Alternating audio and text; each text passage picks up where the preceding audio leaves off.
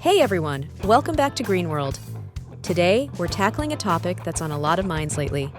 Electric cars versus gasoline cars. Are EVs truly better for the environment? As the world shifts towards a more eco-friendly approach to transportation, electric vehicles have been gaining popularity at an incredible rate. From Tesla to Nissan, it's hard to ignore the buzz around these battery-powered cars. But are they really the solution to our environmental problems? Or is it just a trend? Let's dig a little deeper. We know gasoline cars have been the staple of transportation for decades, but they're also major contributors to air pollution, climate change, and other environmental issues.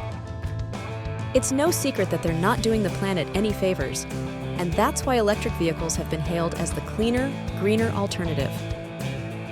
The assumption has always been that electric vehicles produce zero emissions, making them the obvious choice for anyone looking to reduce their carbon footprint. But is that really the case? Let's start by looking at how each vehicle type affects the environment while on the road. Gasoline cars, as we know, emit CO2 and other pollutants directly into the atmosphere every time we drive them. These emissions are linked to climate change, air pollution, and even respiratory problems in humans. By contrast, EVs have no tailpipe emissions, so they don't contribute to pollution in the same immediate way. This is especially important in cities with heavy traffic, where air quality could improve with fewer gas-powered cars. But here's where it gets interesting. EVs don't pollute on the road, but we have to consider where their electricity comes from.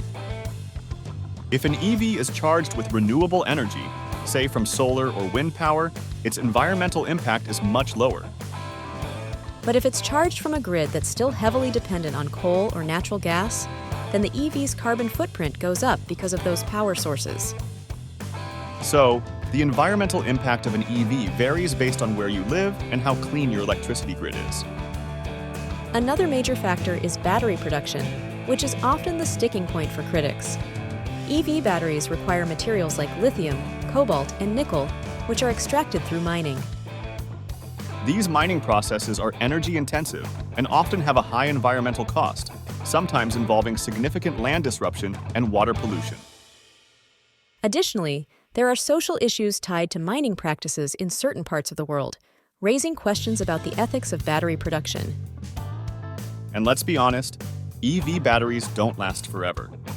When it comes time to replace them, it's critical to have efficient recycling programs in place. Right now, EV battery recycling is still evolving, but there's promising research to improve it. If we can recycle batteries on a larger scale, we can reduce the need for new raw materials and lessen the overall environmental impact. Now, let's take a step back and compare the lifetime emissions of both types of cars. Studies have shown that despite the initial impact of battery production, EVs tend to have a lower carbon footprint than gasoline cars over their lifespan.